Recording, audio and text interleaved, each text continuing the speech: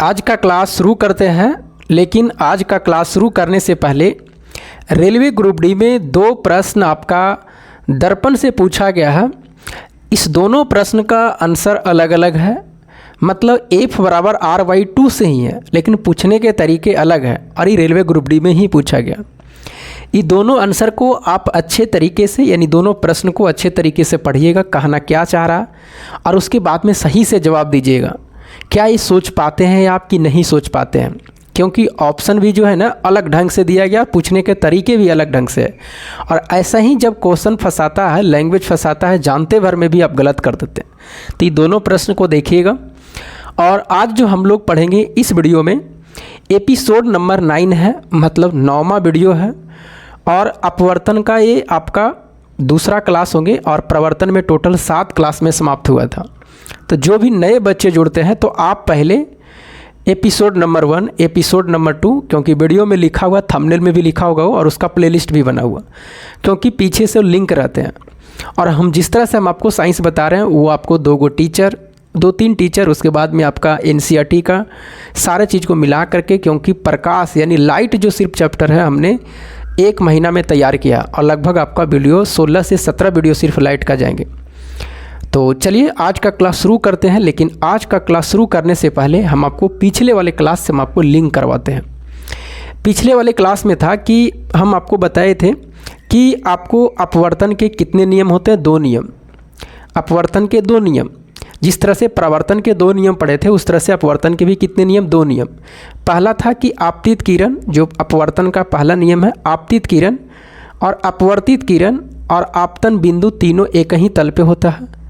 दूसरा जो होता है sin I बटा sin R होता है, मतलब इसमें स्नेल का नियम होते हैं। उसके बाद में हम आपको बताए थे कुछ वस्तुओं का अपवर्तनांक बताए थे। अपवर्तनांक का मतलब होता है कि अपवर्तनांक से आप ये पता कर सकते हैं कि कौन सा माध्यम सघन है और कौन सा माध्यम विरल माध्यम है, जो उस पर और हम आज चर्चा करेंगे। कल हम आपको बताए थे, एक वर्ड लिखवाए थे कि जो माध्यम होती है वो 2 वस्तुओं से तुलना की जाती है।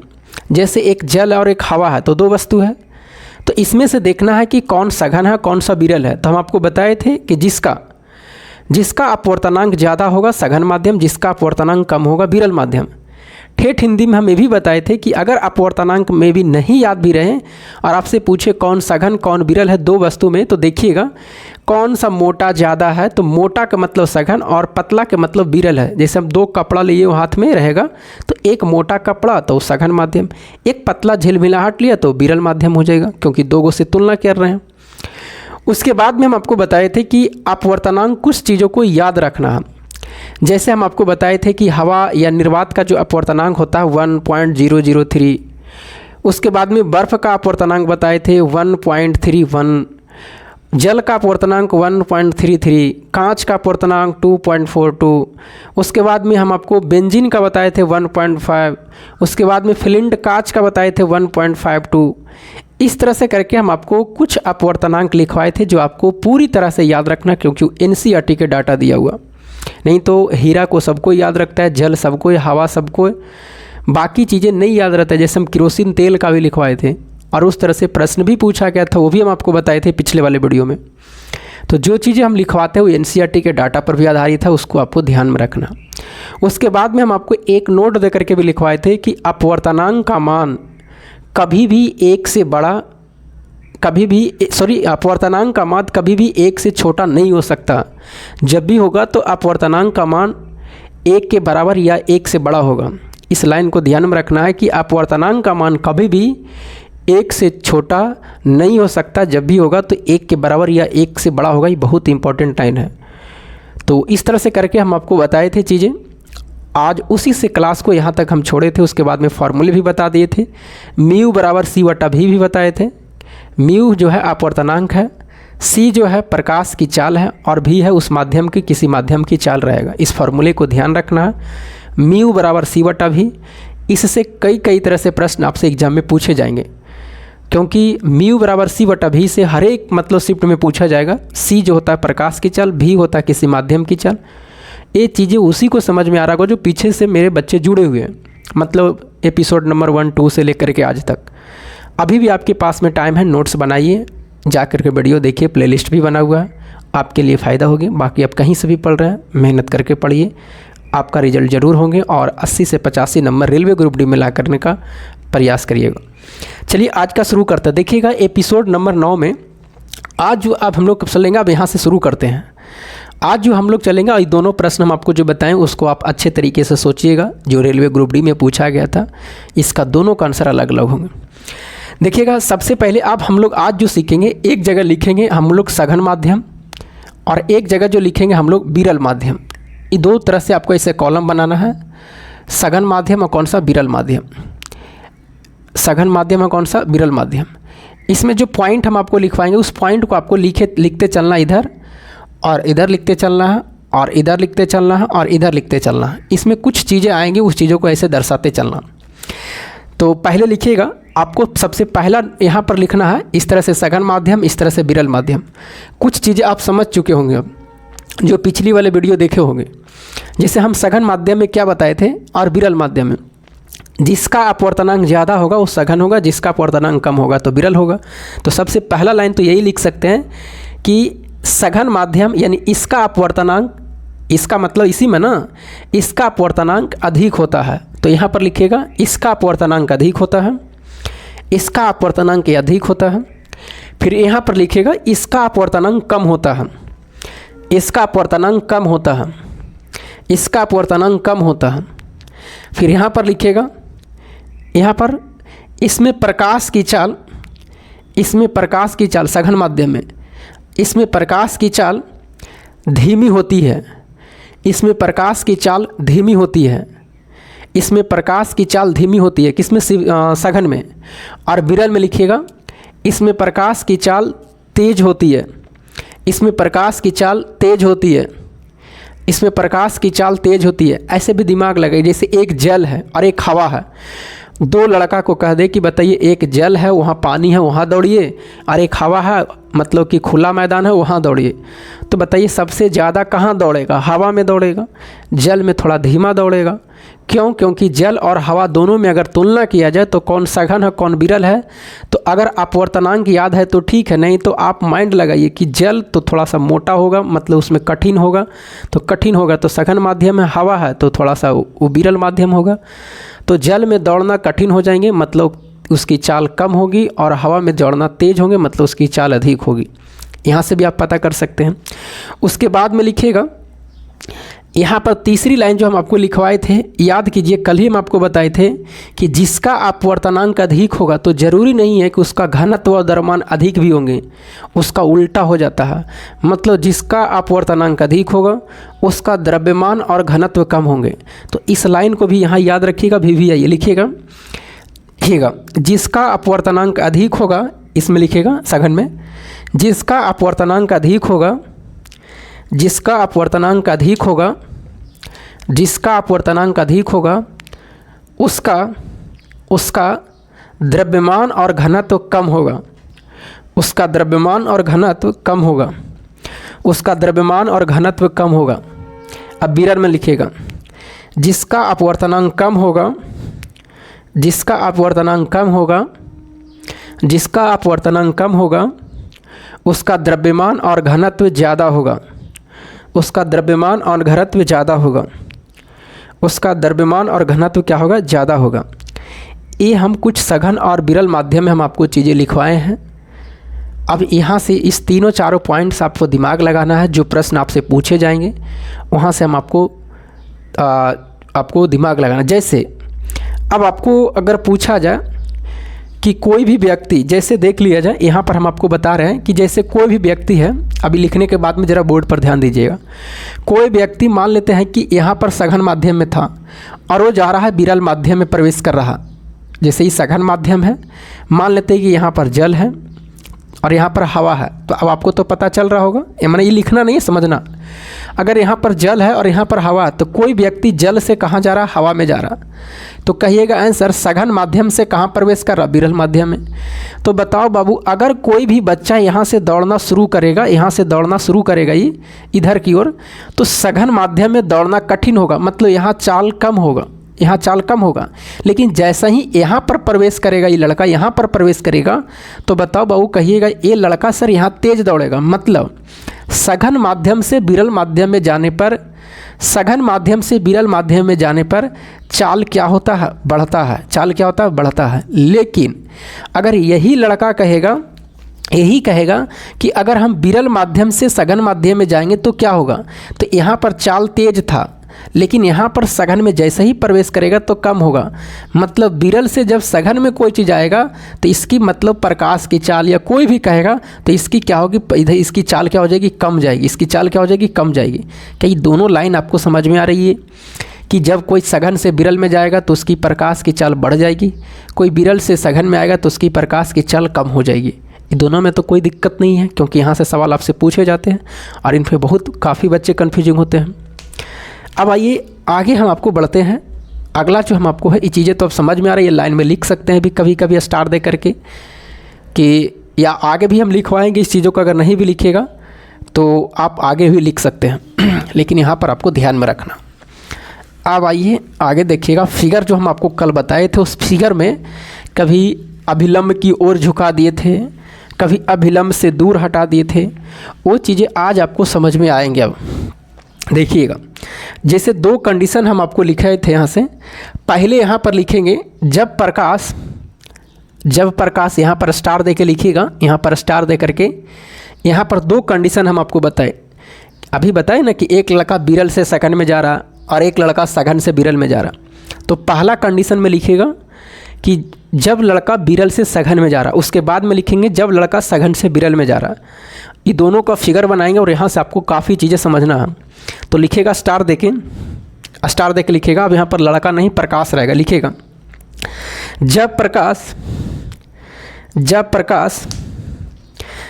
प्रकाश विरल माध्यम से स्टार देके लिखिएगा। उसके बाद में फिगर बनाएंगे। जब प्रकाश विरल माध्यम से सघन माध्यम में प्रवेश करती है, सघन माध्यम में प्रवेश करती है तो वह अभिलंब की ओर झुक जाती है। तो वह अभिलंब की ओर झुक के जगह पर मुड़ भी लिख सकते हैं। वह अभिलंब की ओर झुक जाती है या मुड़ जाती है। जब प्रकाश विरल माध्यम से सघन माध्यम में प्रवेश करती है तो वह अभिलंब की ओर झुक जाती है। तो वह अभिलंब की ओर झुक जाती है। तो वह अभिलंब की ओर क्या होती है, झुक जाती है। अभिलंब की ओर झुक जाती है। और विरल माध्यम से सघन माध्यम में जाने पर प्रकाश की चाल धीमी हो जाती है। प्रकाश की चाल धीमी हो जाती है। मतलब अगर देखिएगा यहाँ पर हम ये मान लेते हैं, एक लाइन लिखें, इस दो माध्यम को दो भागों में बांट दिया। इधर मान लेते हैं कि ये विरल माध्यम है। कौन सा, विरल माध्यम। और इधर कौन सा है, सघन माध्यम है। अब वस्तु भी दे सकता है। यहाँ पर कहेगा कि बताओ कि ऊपर में हवा है और नीचे क्या है, आपका जल है। अब आपसे पूछेगा कि बताइए ऊपर में हवा है, नीचे जल है, तो ऊपर में कौन सा मीडियम होगा, तो जायज़ सी बात है विरल माध्यम होगा। नीचे जल है तो कौन सा होगा, सघन माध्यम होगा। तो कहिएगा यस सर, अभी तो पता कर सकते हैं आप अपवर्तनांक से भी, क्योंकि हवा का अपवर्तनांक कम होता है, जल का ज़्यादा होता है। अब यहाँ पर क्या है कि देखिएगा सघन माध्यम को कभी कभी ऐसे, कभी कभी कोई टीचर पढ़ाएगा तो ऐसे कर देगा, इस तरह से कर देगा, इस तरह से कर देगा, इस तरह से। मतलब ये जो दोनों लाइन जो डैश दिखाई दे रहा है ये सघन का डिनोट करता है। तो कभी कभी ऐसे भी लिखता, तो ऐसे ज़रूरी नहीं है लिखना, लेकिन ये डिनोट करता है कि ये सघन चीज़ है। अब आइए यहाँ पर देखिएगा, अगर हम बताएं कि ये प्रकाश की चाल तिरछी पड़ी और तिरछी पड़ने के बाद में अब यहाँ पर सुनिएगा कि प्रकाश कहाँ जा रहा है, विरल से सघन में। तो विरल से सघन में जाएगा तो ये जो अभिलंब है, अरे सीधा हो, ये जो अभिलंब है,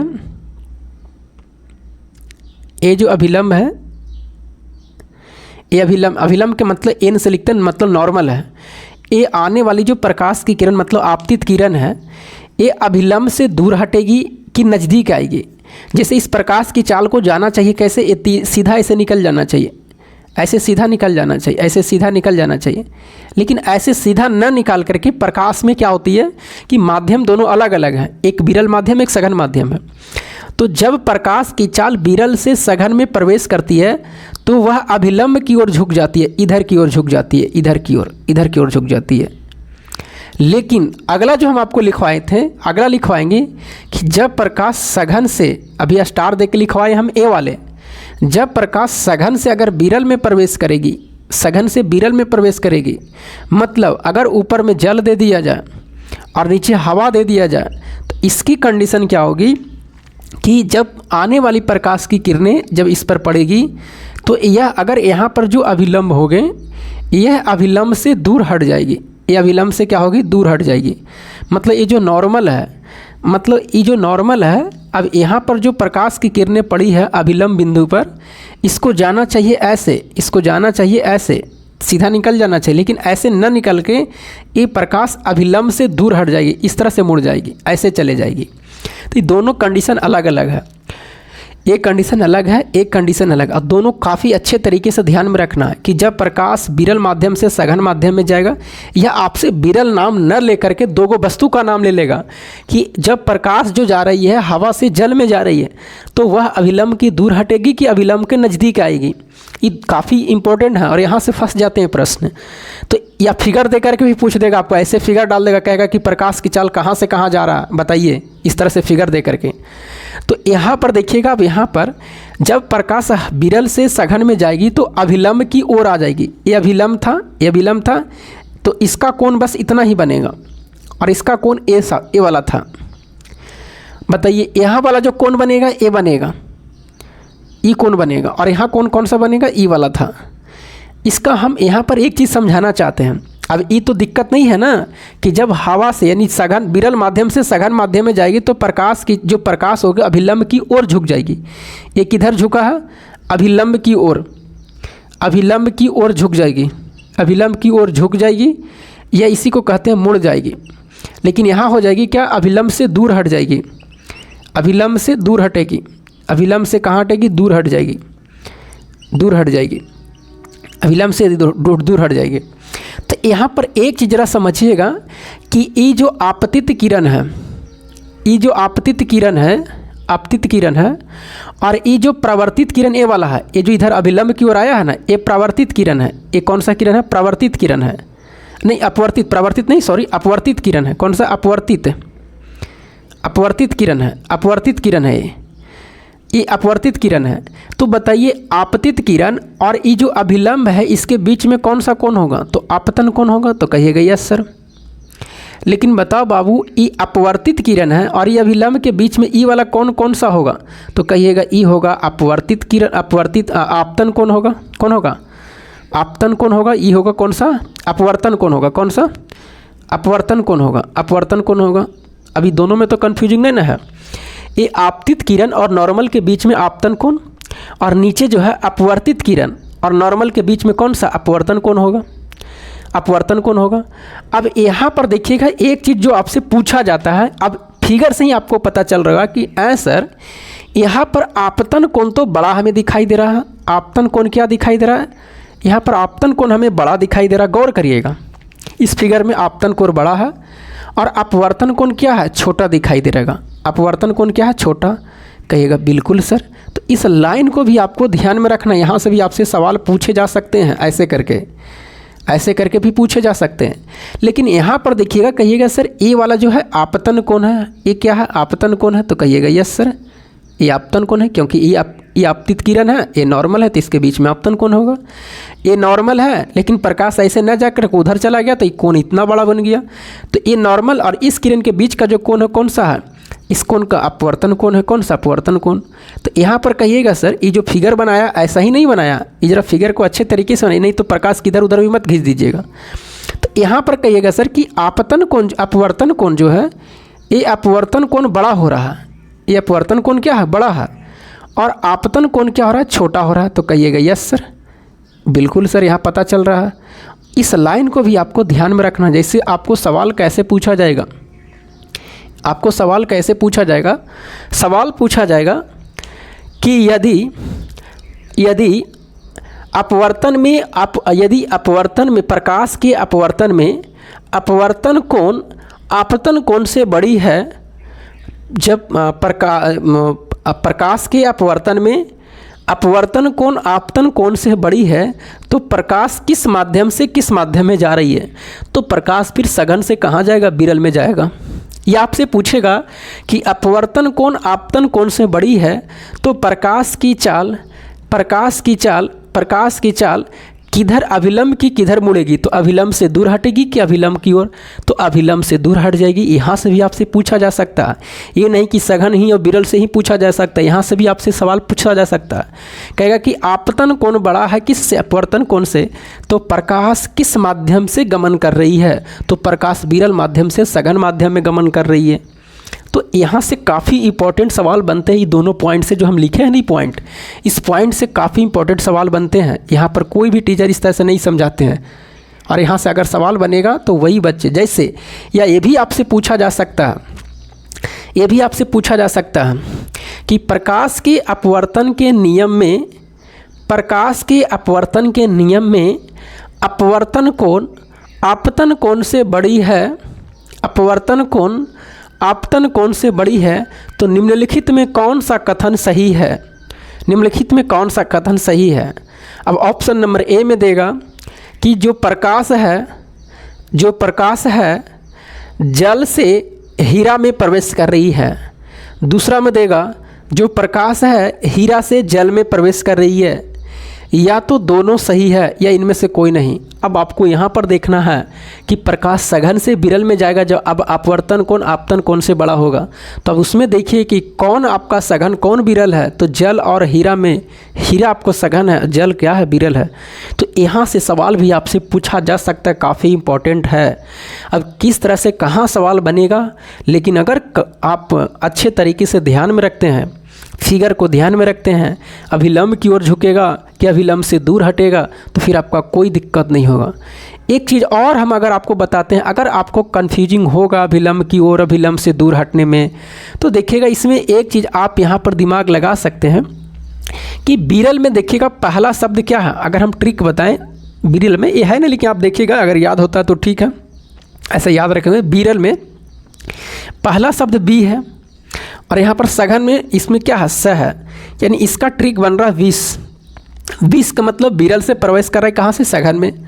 और यहाँ पर जो ट्रिक बनेगा इसका क्या बनेगा, स। और यहाँ पर बी को हम भी लिखते हैं, बी को भी, इसका मतलब समझ जाइएगा कि सघन से कहाँ जा रही है, विरल में, सभी।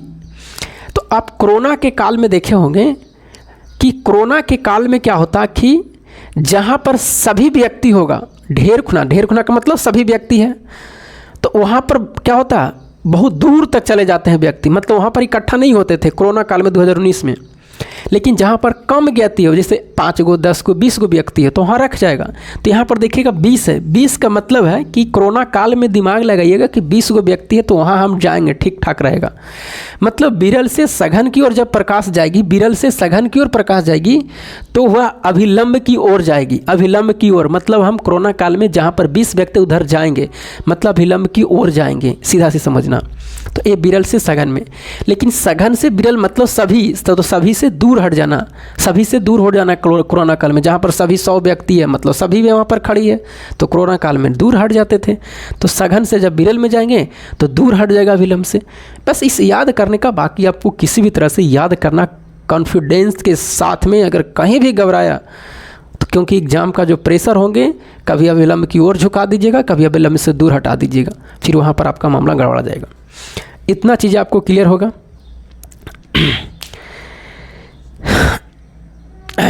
अब समझेंगे? अच्छा, इससे आप क्या समझ रहे हैं? अगर ऐसे करके कोई दे दिया जाए तो क्या समझिएगा कि अपवर्तन कोण बड़ा है, आपतन कोण छोटा है, तो कहिएगा प्रकाश सघन से विरल में जा रहा है। कहेगा आपतन कोण अपवर्तन कोण ऐसे, आपतन कोण बड़ा अपवर्तन, कहिएगा प्रकाश जो है विरल से सघन में जा रहा है। सीधा देखते के साथ में बता देना। अब यहाँ पर देखिए क्या होगा, जब प्रकाश विरल से सघन में जाएगा तो प्रकाश की चाल धीमी हो जाएगी, और सघन से जैसे ही विरल में जाएगा तो प्रकाश की चाल तेज हो जाएगी। अब तो ये सब जान सकते हैं आप। अब आइए आगे, तो आपको क्या करना है, और ये जो होता है पारदर्शी सतह होता है, इसमें तो कोई दिक्कत नहीं है। तो हम कल आपको बताए थे कि यहाँ पर लेंस पढ़ेंगे इससे, तो ये पारदर्शी सतह है। ये क्या है? पारदर्शी सतह है। पारदर्शी सतह है, ये भी क्या है, पारदर्शी सतह है। अब आपको इस तरह से फिगर बना लीजिए। अब यहाँ पर काफ़ी चीज़ आपको क्लियर हो गया होगा। इसको भी लिखना है, इसको भी लिखना है, ट्रिक जैसे आपको याद करना वैसे याद करिए। और ये भी जो लिखे हैं अभिलंब की ओर मुड़ जाएगा, ये लाइन को अभिलंब की ओर, इसको भी दर्शा दीजिएगा। ऐसे तो लिखा हुआ है, ऊपर में है ही है, ऊपर में लिखा हुआ है ही है। तो अब आप क्या करिएगा कि जो अभी हम लाइन लिखवाए थे ई वाला फिगर को बनाना है। जो अभी हम एक स्टार दे के लिखवाए ना, तो इस वाले को लिखना है। लेकिन अगला जो लाइन लिखवाएंगे तब फिगर ई वाला बनाइएगा। जो अगला हम लिखवाएंगे, नहीं लिखवाए थे कि जब प्रकाश सघन से विरल में जाएगा तो अभिलंब की ओर मुड़ जाएगा, तो इसको फिगर बनाना। अगला जो स्टार दे के लिखवाएंगे तो ए वाला फिगर तब बनाइएगा जब हम स्टार दे के लिखवाएंगे। तो पहले क्या करिए, इसको फिगर बनाइए, उसके बाद में लिखवाने के बाद में फिगर बनाइएगा। तो आप पहले क्या करिए, लिखिएगा। अब इसको तो आप वीडियो को रोक करके इसको फिगर बना लीजिएगा, हम आपको लिखवा रहे हैं क्योंकि वीडियो लंबा हो जाती है। लिखिएगा लिखिएगा, स्टार देख लिखिएगा। जब प्रकाश, इसका तो लिखवा दिए ना, अब इसका लिखवा रहा। लिखिएगा, जब प्रकाश सघन माध्यम से विरल माध्यम में प्रवेश करती है, तो वह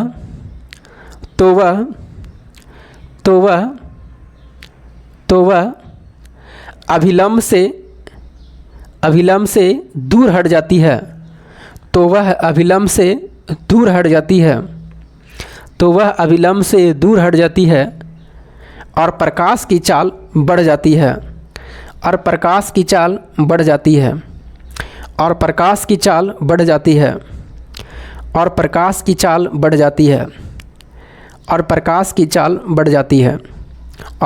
की चाल बढ़ जाती है।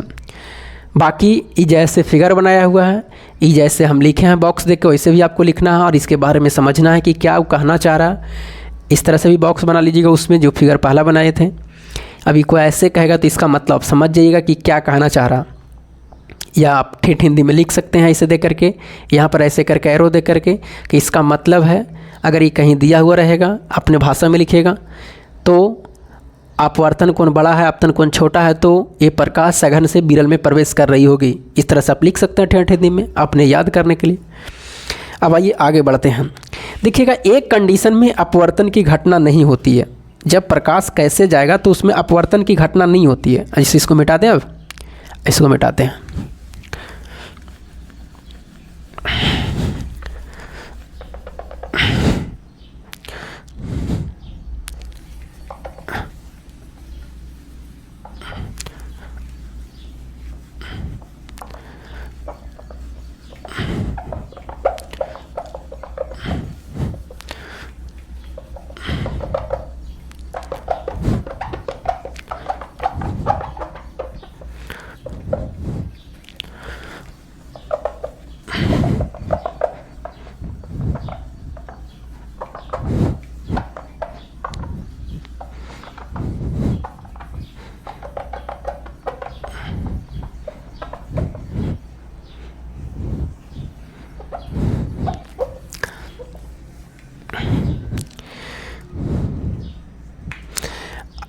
एक घटना में क्या होती है कि उसमें प्रकाश के अपवर्तन नहीं होती है। जैसे अगर मान लेते हैं कि एक कोई समतल सतह है और इसका मतलब ये पारदर्शी है। ये क्या है, पारदर्शी है। तो अगर प्रकाश की किरणें लंबवत पड़े, मतलब इस तरह से लंबवत पड़े, इस पर लंबवत पड़े, अरे यार,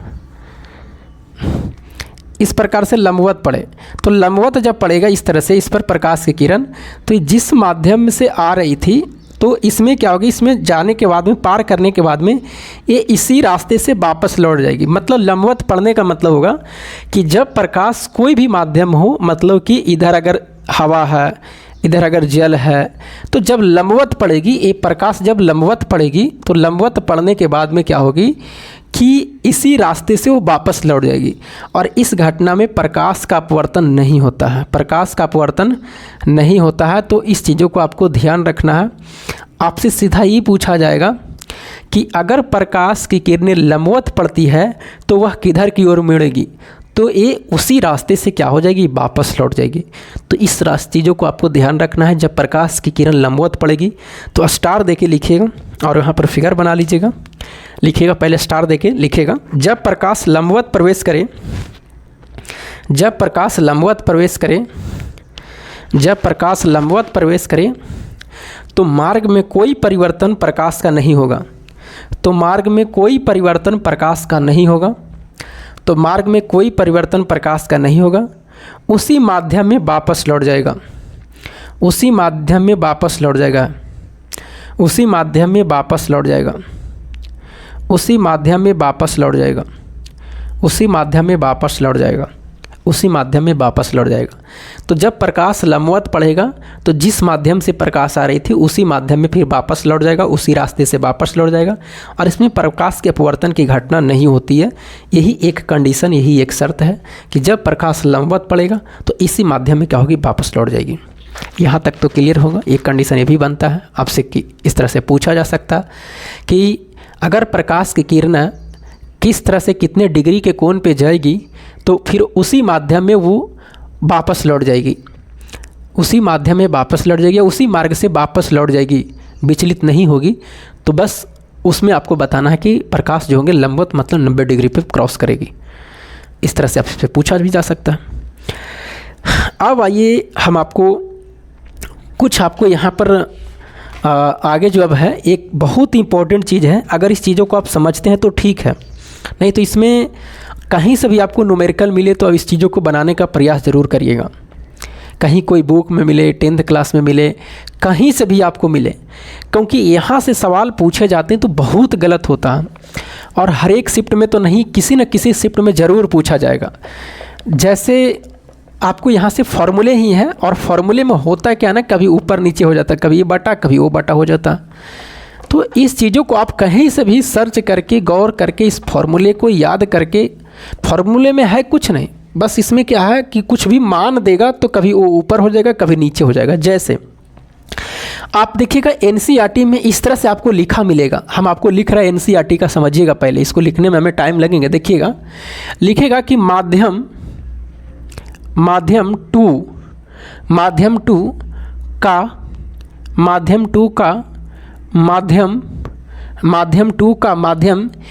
एक के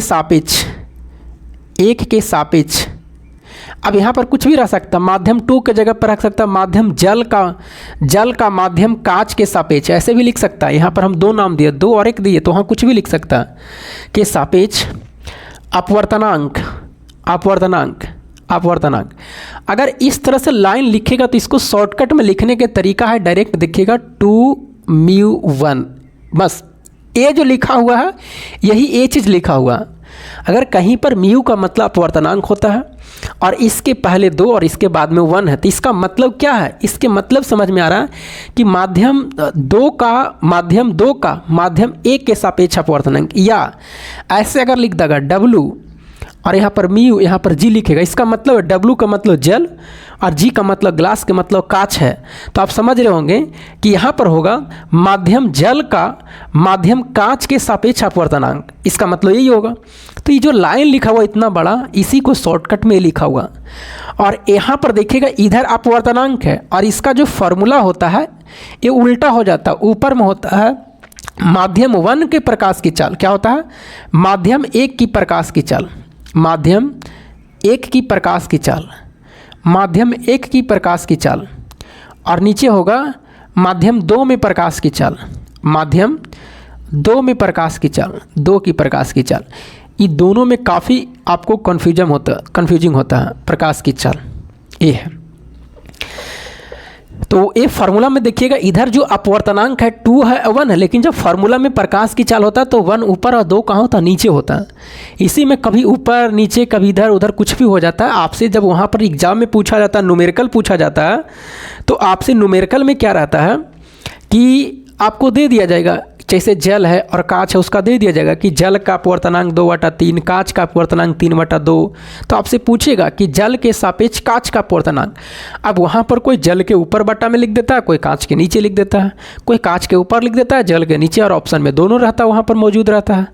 अब करे तो क्या करें, कभी उसको ऊपर लिखते हैं तो भी ऑप्शन में, उसको नीचे लिखते हैं तो भी ऑप्शन में है, और भागा देंगे तो दोनों प्राप्त होता है। तो उस कंडीशन में आपको क्या करना है, अच्छे ढंग से सोचना है कि कहना क्या चाह रहा प्रश्न को। तो अगर कहेगा यहाँ पर देखिएगा माध्यम दो का माध्यम एक के सापेक्ष अपवर्तनांक, माध्यम दो का माध्यम एक के सापेक्ष, तो एक के सापेक्ष लिखा है तो ऊपर में लिखे हैं, और माध्यम दो को कहाँ लिखे हैं, नीचे लिखे हैं। इस तरह से आपको कहीं भी आपको सवाल मिलता तो इसको ढूंढ करके आपको बनाना ही बनाना। ऐसे हम देखेंगे रेलवे ग्रुप डी का कहीं भी ऐसे पूछा गया होगा तो उसको निकालेंगे। आज हम निकाल नहीं पाए हैं, अगले वीडियो में उसको निकालेंगे। अभी आपको फार्मूला लिख लेना। अब जरा यहाँ पर देखिएगा, अगर आपसे पूछेगा ई तो शॉर्टकट में इस तरह से होंगे। अब यहाँ पर जरा ई पूछेगा, जैसे फार्मूला, ये सब फार्मूला है, बस है कुछ नहीं, ये फार्मूला ही है।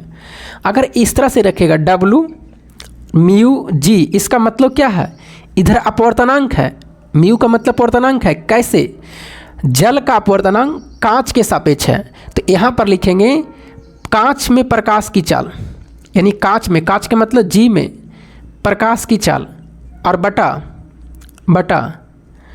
किसका लिखेंगे, बटा लिखेंगे, बटा जल में, जल का मतलब डब्लू, प्रकाश की चाल, यही होगा, प्रकाश की चाल, यही ना, प्रकाश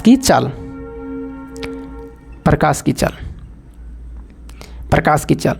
या अगर इस तरह से लिखा हुआ और आपसे अपवर्तनांक भी पूछा जाए यहाँ, तो यही चीज़ रखना, जी का मतलब कांच का अपवर्तनांक, ऊपर में कांच का अपवर्तनांक, और नीचे क्या रखना, मतलब डब्लू का अपवर्तनांक, मतलब वाटर का अपवर्तनांक। इसमें काफ़ी कन्फ्यूजिंग होता है, इस तरह से करके आपको ध्यान रखना, नहीं तो टीचर बता के निकल जाते हैं। इसका न्यूमेरिकल देखेंगे, लेकिन आप भी खोजिएगा। कोई भी इस वीडियो को देख रहा है, अगर आपके पास में ऐसे न्यूमेरिकल है तो मेरे व्हाट्सएप पर सेंड कर दीजिएगा। यूट्यूब चैनल पर नंबर दिया हुआ, इसे हम ढूंढेंगे, क्योंकि आज का टाइम हमको नहीं मिला था ढूंढने के लिए, इसलिए मिल नहीं पाया ना, तो ढूंढेंगे तो मिल ही जाएगा। तो आपके पास में कहीं भी इस तरह का क्वेश्चन आपको न्यूमेरिकल पूछेगा, और देखिएगा अगर खास करके रेलवे ग्रुप डी में अगर पूछा गया ऐसा है होगा, वहाँ से अगर आपको मिल जाता है तो हमें सेंड जरूर करिएगा। लेकिन और कहीं से भी मिलता, एनसीईआरटी के खास करके, या कहीं से भी अगर आपके पास में न्यूमेरिकल है तो मेरे पास में सेंड करिएगा, उसको हम बताएंगे यहाँ पर अच्छे तरीके से समझाएंगे। क्योंकि यहाँ से सवाल अगर पूछा जाता है तो बहुत बच्चे गलत कर बैठते हैं, यहाँ से बहुत बच्चे गलत बैठते हैं, तो इस चीज़ों को आपको ध्यान रखना है। अब तो यहाँ पर कोई दिक्कत नहीं है, अब इसमें कुछ भी पूछेगा किसी भी तरह से करके तो आपको तो समझ में आना चाहिए। हम आपको दोनों लाइन लिख दिए, हिंदी में भी शॉर्टकट में भी करके लिखे हैं। अब आइए इस चीज़ों को अभी ध्यान में रखिए। इसका न्यूमेरिकल हम आपको हो सकता है तो कल लेकर के आएंगे, क्योंकि अभी न्यूमेरिकल हम लेकर के यहाँ पर हमें नहीं मिला। अब आइए न्यूमेरिकल लिखेगा, जो आपसे हम न्यूमेरिकल यहाँ पर दे रहे हैं, इसका न्यूमेरिकल नहीं है, मतलब म्यू बराबर सी बटा भी पर जो न्यूमेरिकल था उस पर है, उसको आपको लिखनी है। लिखिएगा यदि बेंजीन का अपवर्तनांक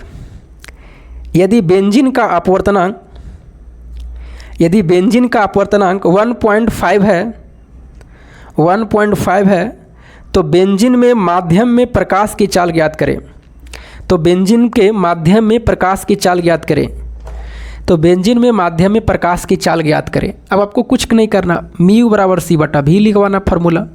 इसमें दिया हुआ है कि बताइए बेंजीन का अपवर्तनांक 1.5 है, प्रकाश की चाल जानते हैं 3 × 10⁸ जानते हैं।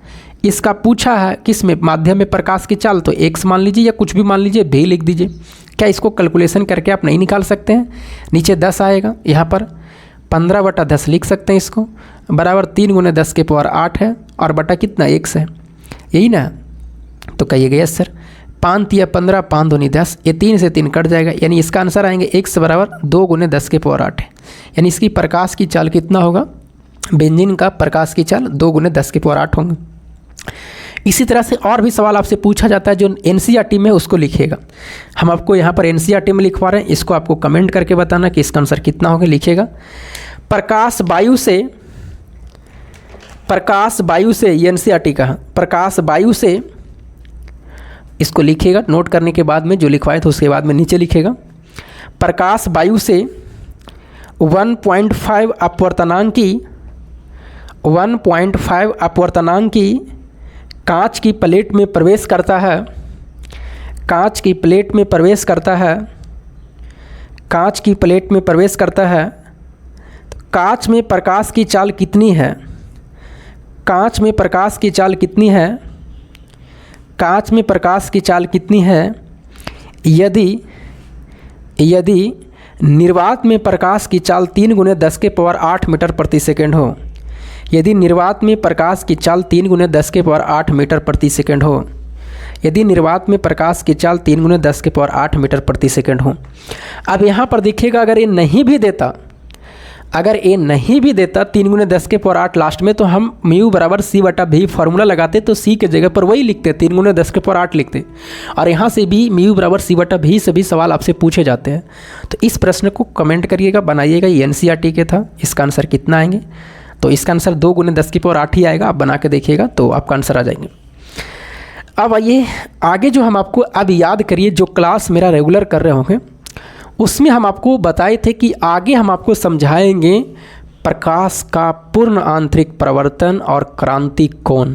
ये दोनों पीछे छूटा था, और यही चीज़ हम आपको, जहाँ पर प्रकाश का व्यतिकरण, प्रकाश का विवर्तन हम आपको बता रहे थे, तो उसमें हम आपको बताए थे एक प्रकाश का पूर्ण आंतरिक प्रवर्तन है, जिसको हम आपको यहाँ पर नहीं, यहाँ पर हम आपको प्रकाश का, अब हम आपको बताएंगे प्रकाश का पूर्ण आंतरिक प्रवर्तन, यहाँ पर बताएंगे। इसको भी काफ़ी अच्छे ढंग से आपको समझना है।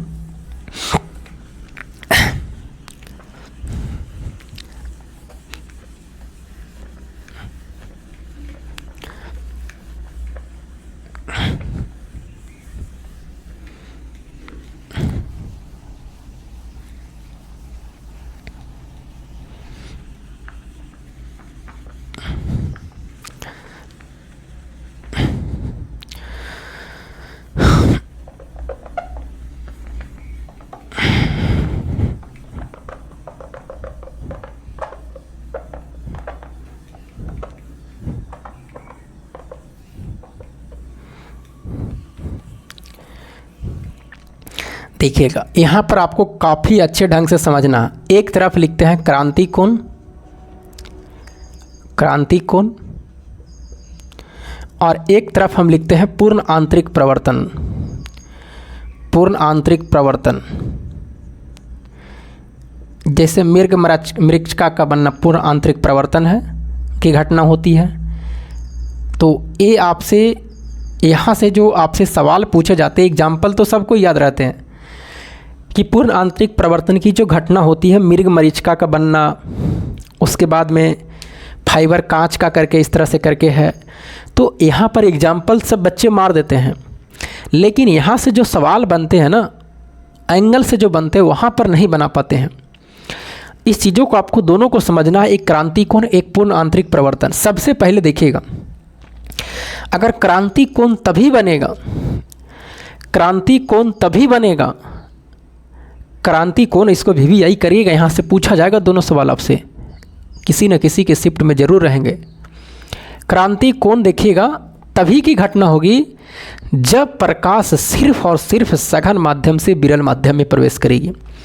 जैसे हम आपको इसी क्लास में बताएं कि प्रकाश विरल से सघन में भी जा सकती है और प्रकाश सघन से विरल में भी जा सकती है, दोनों कंडीशन में। लेकिन इसके एक ही कंडीशन में क्रांति कोण बन सकती है, जब प्रकाश सघन से विरल में जाएगी। प्रकाश विरल से सघन में जाएगी तो वहाँ पर क्रांति कोण नहीं बनेगा। तो अगर आपसे सबसे पहला तो यही पूछा जाता है कि क्रांति कोण बनने के लिए प्रकाश को किस माध्यम से किस माध्यम में जानी चाहिए, तो प्रकाश को सघन से विरल में प्रवेश करनी चाहिए। या कहेगा कि निम्नलिखित में किस शर्त में क्रांति कोण बनने की संभावना है। ऑप्शन में रहेगा जल से कांच में प्रवेश कर रही है, कांच से जल में प्रवेश कर रही है। इस तरह से आपको ऑप्शन भी दिया जा सकता है। तो क्रांति कोण में हमेशा जो प्रकाश की चाल जानी चाहिए वो विरल से सघन में जाना चाहिए। तो सबसे पहला लाइन तो यही लिखना है यहाँ पर, कि यहाँ पर जो लाइन आपको स्टार देके यहाँ पर लिखेंगे क्रांति कोण में, कि क्रांति कोण के लिए जो प्रकाश की चाल है वो सघन से कहाँ जाना चाहिए, विरल में। तो यहाँ पर लिखेगा जो क्रांति कोण होंगे, यहाँ पर लिखेगा क्रांति कोण में कि क्रांति कोण दे करके डाइस या कुछ भी ऐसे करके कहीं भी लिखे स्टार लिखेगा क्रांति कोण में प्रकाश की चाल सघन माध्यम से विरल माध्यम में प्रवेश करती है, सघन माध्यम से विरल माध्यम में प्रवेश करती है, सघन माध्यम से विरल माध्यम में प्रवेश करती है, सघन माध्यम से विरल माध्यम में प्रवेश करती है। सघन से कहाँ, विरल में। जैसे अब यहाँ पर एक चीज़ गौर करिएगा, यहाँ पर देखिएगा, यहाँ पर देखिएगा, यहाँ पर एक चीज़ और गौर करने वाली है। ये जो आपका क्या है, नॉर्मल है। ये क्या है, नॉर्मल। अब यहाँ फिगर ज़रा देखिएगा, गौर से सुनिएगा, इसमें भी कुछ छुपा हुआ। ये नॉर्मल का मतलब क्या है, अभिलंब है। अगर हम आपको बता रहे थे कि ये अभी आपको क्रांति कोण पढ़ रहे हैं, तो ये प्रकाश बताइए कहाँ से कहाँ जा रही है, हमेशा सघन से विरल में। लेकिन अगर आपसे कोई पूछे क्या विरल से सघन में जा सकते हैं, नहीं, क्रांति कोण में हमेशा सघन से विरल में जाएगा। तो अगर बताइए कि प्रकाश को, अभी हम आपको बताएं कि प्रकाश अगर यहाँ से टकराएगी, अभिलंब बिंदु से टकराएगी, तो इस सघन से विरल में है और अभिलंब है, तो बताओ अभिलंब से दूर हटेगा कि अभिलंब से नज़दीक आएगा? तो कहेगा सभी से दूर। मतलब इस प्रकाश को जाना चाहिए इस तरह से करके ना, इस प्रकाश को जाना चाहिए इस तरह से, लेकिन ऐसे ना करके इससे अभिलंब से दूर हट जाएगी, यही ना, तो कहिएगा ऐसा।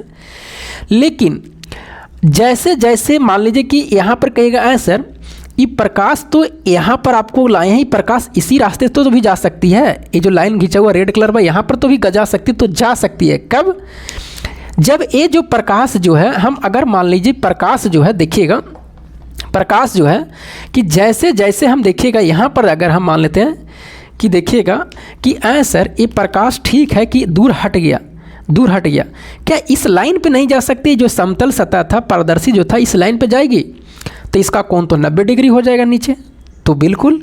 और यही कंडीशन है क्रांति कोण का। कब होगा ऐसा घटना कि जब मान लिया जाए, इसको हम लिखवाएंगे इधर, जब मान लिया जाए कि यहाँ पर देखिएगा ये अभिलंब है, ये अभिलंब है, ये अभिलंब है, नॉर्मल है, ये नॉर्मल लाइन है। यहाँ पर जब प्रकाश की किरण आएगी, जब प्रकाश की किरण, अब इसको हम यहाँ से लाएंगे और नीचे तिरछा से लाए, यहाँ पर तिरछा से एकदम सटा के लाए नीचे से, तो ये प्रकाश अब इधर जाना चाहिए, तिरछे ऐसे करके जाना चाहिए, ऐसे जाना चाहिए, लेकिन ऐसे ना जा करके अब प्रकाश इस रास्ते से ही चली जाएगी, इसी पर चली जाएगी। तो देखिएगा यहाँ पर जो कोण बनेंगे वो कितना डिग्री के बन जाएगा, 90 डिग्री का।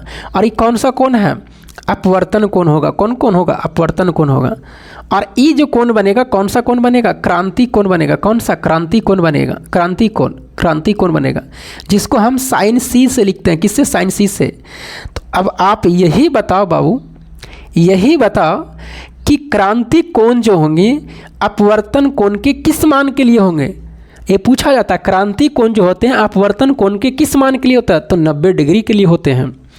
जैसे ही प्रकाश ऊपर से गिर रहा था तो बस इसमें नहीं टकराया इधर से, लेकिन जैसे जैसे इसको हम नीचे करेंगे तो ये प्रकाश फिर इसी रास्ते। लेकिन अगर मान लीजिए कि सर और हम नीचे कर दें, यहाँ से लाए, तो ये प्रकाश फिर कहाँ चल जाएगा? जैसे अब यहाँ पर जो पूर्ण आंतरिक परावर्तन की घटना है, एक कंडीशन, दो कंडीशन। अगर मान लीजिए कि देखिएगा यहाँ पर ऐसे होगा, जैसे देखिएगा काफ़ी कन्फ्यूजिंग है ही दोनों में। देखिएगा यहाँ पर मान लेते ये नॉर्मल है, ये नॉर्मल है, ये क्या है, नॉर्मल है, नॉर्मल लाइन है।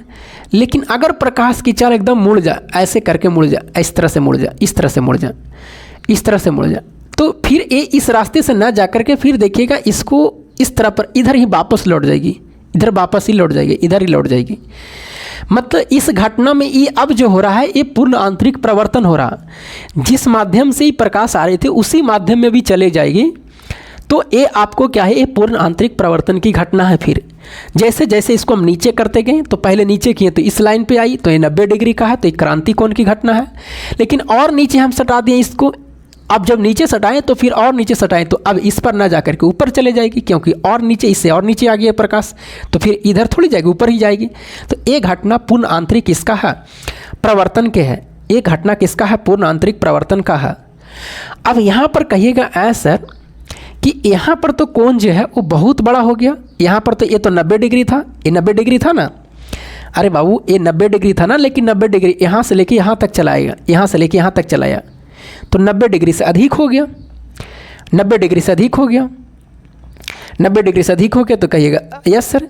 यानी यहाँ पर जो होते हैं, यहाँ पर जो होता है, यहाँ पर जो होते हैं, यहाँ पर जो होते हैं, यहाँ पर जो होते हैं, यहाँ पर जो होते हैं,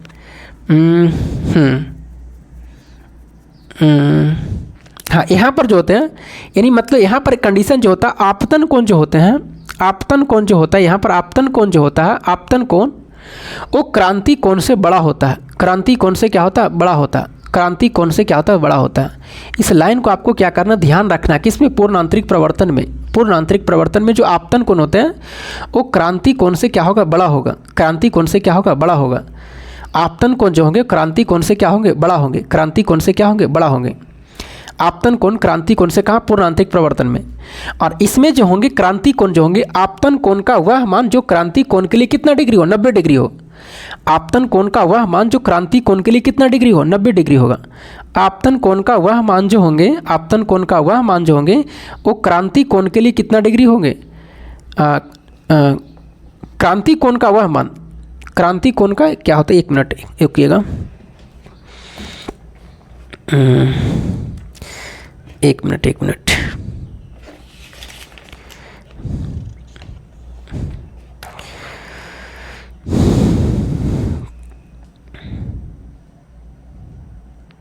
हाँ, आपतन कोण का वह मान, इसमें देखिएगा आपतन कोण का वह मान, आपतन कोण का वह मान जो अपवर्तन कोण का मान के लिए कितना डिग्री होंगे? 90 डिग्री। अपवर्तन कोण 90 डिग्री होगा। अपवर्तन कोण 90 डिग्री होगा। तो एक किसका घटना होगा? क्रांति कोण का होगा। किसका? क्रांति कोण का होगा। क्रांति कोण का होगा। तो यहाँ से आपसे सवाल आपसे पूछे जाते हैं कि आप क्रांति कोण जो होता है आपतन कोण के किस मान के लिए क्रांति कोण? तो 90 डिग्री होते हैं। और यहाँ पर आपतन कोण बड़ा और क्रांति कोण छोटा, तो एक पूर्ण आंतरिक प्रवर्तन होंगे। इसको काफ़ी लाइन को ध्यान में रखिएगा, नहीं तो कोई क्रांति कोण बड़ा कर देता, आपतन कोण छोटा कर देता, तो यहाँ पर गलत होते हैं। पूर्ण आंतरिक प्रवर्तन में आपतन कोण क्रांति कोण से अधिक होती है। पूर्ण आंतरिक प्रवर्तन में आपतन कोण क्रांति कोण से अधिक होती है। इस लाइन को ध्यान रखिएगा। ऑप्शन में रहता है पूर्ण आंतरिक प्रवर्तन जो होते हैं क्या होता है? क्रांति कोण बड़ा कि आपतन कोण छोटा? तो गलत है। आपतन कोण बड़ा, क्रांति कोण छोटा होते हैं। आपतन कोण बड़ा, क्रांति कोण छोटा होते हैं। आपतन कोण बड़ा, क्रांति कोण क्या होते हैं? छोटा होते हैं। आपतन कोण बड़ा और क्रांति कोण क्या होते हैं? छोटा होते हैं। तो इस चीज़ों को आपको ध्यान में रखना है। यहाँ पर इस चीज़ों को क्या करना? ध्यान में। अब यहाँ पर क्या है? यहाँ पर आपको देखिएगा, यहाँ पर क्या है कि यहाँ पर एक फार्मूला होता है साइन सी बराबर 1/μ। साइन सी मतलब एक क्रांति कोण जो होता है 1/μ होते हैं। 1/μ। साइन सी क्या है? क्रांति कोण है। म्यू क्या है? अपवर्तनांक है। जो क्रांति कोण होता है अपवर्तनांक का उल्टा होता है। वो भी यहाँ से भी सवाल आपसे पूछे जाते हैं। साइन सी बराबर 1/μ होते हैं। अब देखिएगा, जो अभी हम आपको लिखवाए हैं क्रांति कोण और पूर्ण आंतरिक प्रवर्तन लिखवाए हैं, जो हम सघन से विरल में लाएँ, तो इसको पहले ये दोनों फिगर बनाइएगा। वहाँ पर ये दोनों फिगर बनाइएगा और इस तरह से लिखिएगा। और जब नीचे पूर्ण, इस लिखने के बाद में नीचे पूर्ण आंतरिक प्रवर्तन लिखेगा, तो उसमें आपको लिखना है, हमने डैश देके यहाँ पर लिखेगा, यहीं पर डैश देके इसको लिखेगा, डैश दे करके लिखेगा, यहीं पर लिखेगा। ये आपको लिखवा दी हैं सघन माध्यम से विरल माध्यम में, तो ये दोनों फिगर बना लेना। अब उसके बाद में बनाने के बाद में दोनों अब नीचे लिखिएगा, इसके लिखिएगा। आप वीडियो को रोक लीजिएगा, इसको लिखिएगा, तब चालू करिएगा। हम बोल रहे हैं, लिखिएगा पूर्ण आंतरिक प्रवर्तन में लिखिएगा। पूर्ण आंतरिक प्रवर्तन में आपतन कोण, पूर्ण आंतरिक प्रवर्तन में आपतन कोण, पूर्ण आंतरिक प्रवर्तन में आपतन कोण क्रांति कोण से बड़ी होती है। पूर्ण आंतरिक प्रवर्तन में आपतन कोण क्रांति कोण से बड़ी होती है। पूर्ण आंतरिक प्रवर्तन में आपतन कोण क्रांति कोण से बड़ी होती है। पूर्ण आंतरिक प्रवर्तन में क्रांति कोण क्रांति कोण आपतन कोण से बड़ी होती है। आपतन कोण से बड़ी होती है। आपतन कोण से बड़ी होती है। पूर्ण आंतरिक प्रवर्तन में आपतन कोण पूर्ण आंतरिक प्रवर्तन में आपतन कोण क्रांति कोण से बड़ी होती है। पूर्ण आंतरिक प्रवर्तन में आपतन कोण क्रांति कोण से बड़ी होती है। क्रांति कोण से बड़ी होती है। क्रांति कोण से बड़ी होती है। क्रांति कोण से बड़ी होती है। क्रांति कोण से, जैसे देखिएगा ये समझने का चीज़ है ना। ये तो कह रहेगा कि देखिएगा यहाँ पर क्या है कि यहाँ पर तो होगा जो क्रांति कोण होगा, ये क्या होगा? क्रांति कोण। तो ये जो क्रांति कोण हम लिखे हैं बराबर यहाँ आपतन कोण के लिखे हैं। आपतन कोण के लिए जो बराबर यहाँ पर लिखे हैं, इसमें यही चीज़ यहाँ देखिए, तो इतना तो ये बराबर हो जाएगा। आपतन कोण ही बराबर होगा तो बचेगा यही ना, यही बचेगा। तो यही इसी को कहते हैं 90 डिग्री का क्रांति कोण। 90 डिग्री का क्रांति कोण। तो यहाँ पर फिर ये वाला लाइन बचेगा, ये इतना कोण बचेगा। तो इतना कोण बचेगा जो क्रांति कोण से होंगे वो आपतन कोण क्या हो जाएगा? बड़ा हो जाएगा। अरे बाबू, इसको को हम क्या कहते हैं? क्रांति कोण ही ना कहते हैं इसको। क्रांति कोण। तो ये क्रांति कोण किसके बराबर होगा? आपतन कोण के। तो आपतन कोण क्रांति कोण में तो चल ही आया, तो बचा इतना, इसका मतलब आपतन कोण क्रांति कोण से क्या होगा? बड़ा होगा। तो इसको आपको कन्फर्म याद रखना, VVI चाहे जैसे करके भी आपको याद रखिए, इसको ध्यान में रखना। आपतन कोण क्रांति कोण से बड़ी होती है पूर्ण आंतरिक प्रवर्तन की घटना में। नहीं तो कोई क्रांति कोण बड़ा कर देता है, कोई आपतन कोण छोटा कर देता है। यहाँ पर आपतन कोण बड़ा होता है किससे? क्रांति कोण से, पूर्ण आंतरिक प्रवर्तन में। अब आगे बढ़ें। अब इसी में लिखिएगा, फिगर बनाने के बाद में इसमें लिखिएगा पूर्ण आंतरिक प्रवर्तन की जो घटना होती है, एग्जाम्पल में लिखिएगा हीरे का चमकना। इसके नीचे स्टार देखिए, नीचे लिख लीजिएगा फिगर के, हीरे का चमकना। हीरे का चमकना, हीरे का चमकना सबसे ज़्यादा पूछा जाता है। इसकी जो घटना है पूर्ण आंतरिक, हीरे का चमकना। मृग मरीचिका का बनना, गर्मी के दिनों में मृग मरीचिका का बनना, मृग मरीचिका का बनना, मृग मरीचिका बनना। और लीजिएगा टूटे हुए कांच का किनारा चमकना, टूटे हुए कांच का किनारा चमकना। पूर्ण आंतरिक प्रवर्तन में ये सब लिखिएगा, टूटे हुए कांच का किनारा चमकना। और लिखिएगा ऑप्टिकल फाइबर का चमकना, ऑप्टिकल फाइबर का चमकना, ऑप्टिकल फाइबर का चमकना, ऑप्टिकल फाइबर का चमकना, ऑप्टिकल फाइबर का चमकना, ऑप्टिकल फाइबर का चमकना, ऑप्टिकल फाइबर का चमकना। अब लिखिएगा एक चीज़ लिखिएगा, हम आपको जो बता रहे लिखिएगा, एक क्वेश्चन लिखिएगा, न्यूमेरिकल लिखिएगा, लिखिएगा